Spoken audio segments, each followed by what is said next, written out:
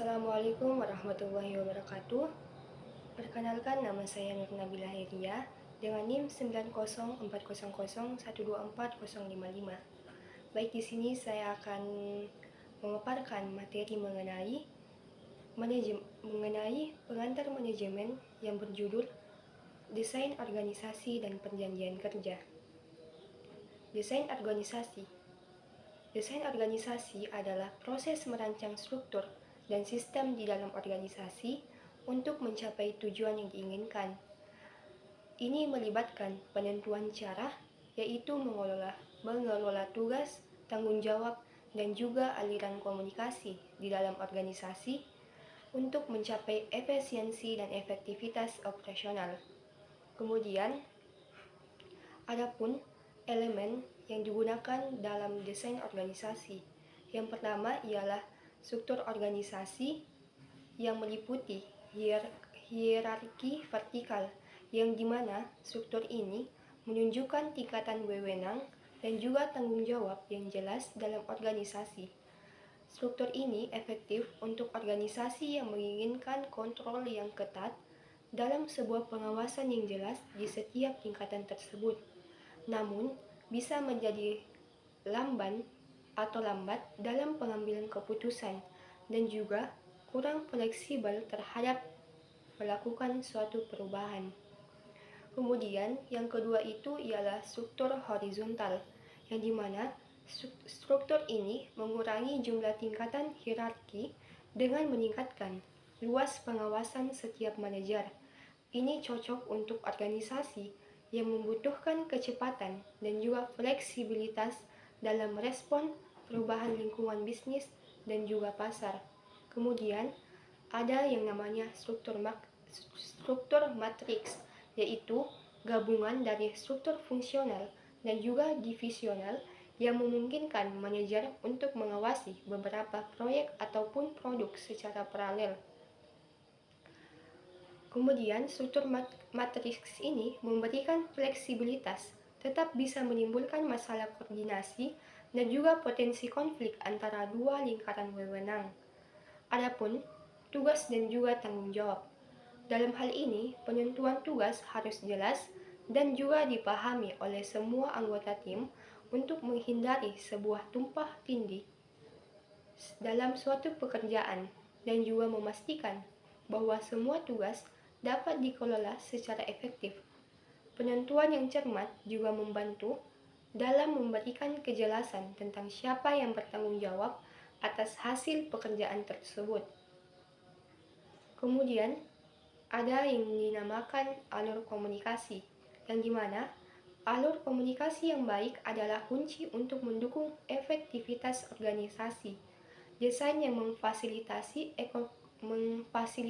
komunikasi yang lancar memungkinkan informasi untuk mengalir dengan cepat, kemudian mendukung pengambilan keputusan yang lebih baik dan membantu dalam menyelesaikan masalah dengan lebih efisien.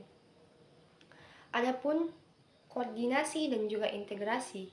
Koordinasi antar bagian dalam organisasi diperlukan untuk mencapai sinergi yang maksimal, karena tanpa koordinasi yang baik, kemungkinan besar terjadi tumpah tindih pekerjaan dan ketidakefisienan dalam penggunaan sumber daya.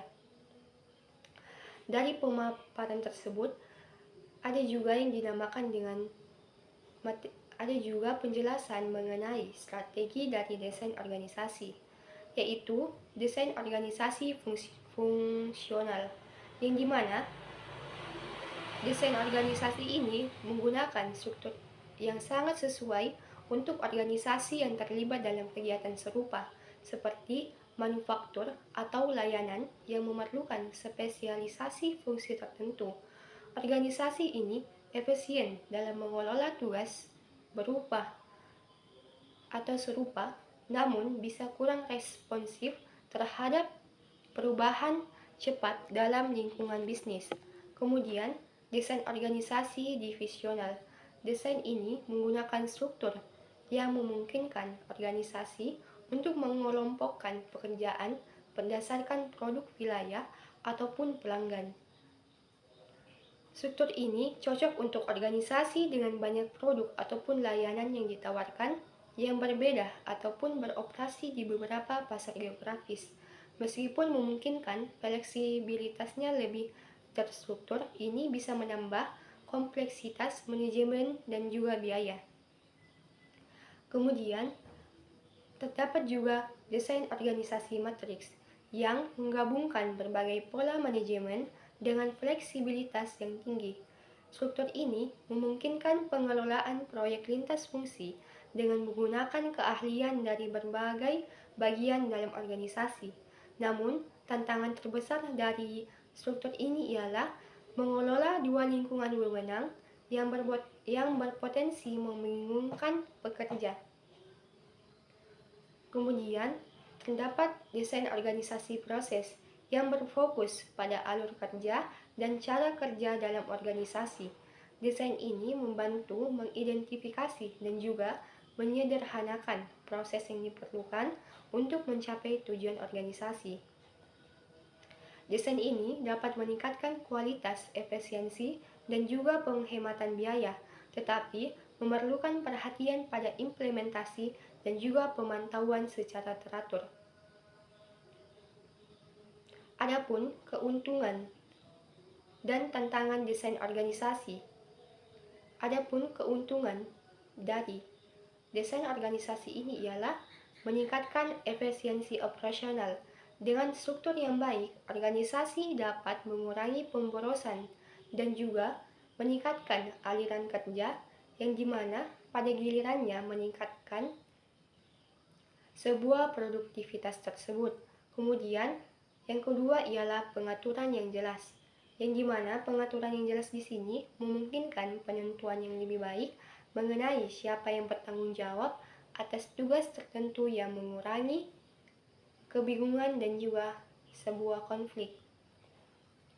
Mungkin sekian pemaparan materi yang dapat saya sampaikan. Kurang dan lebihnya mohon dimaafkan. Terima kasih. Assalamualaikum warahmatullahi wabarakatuh.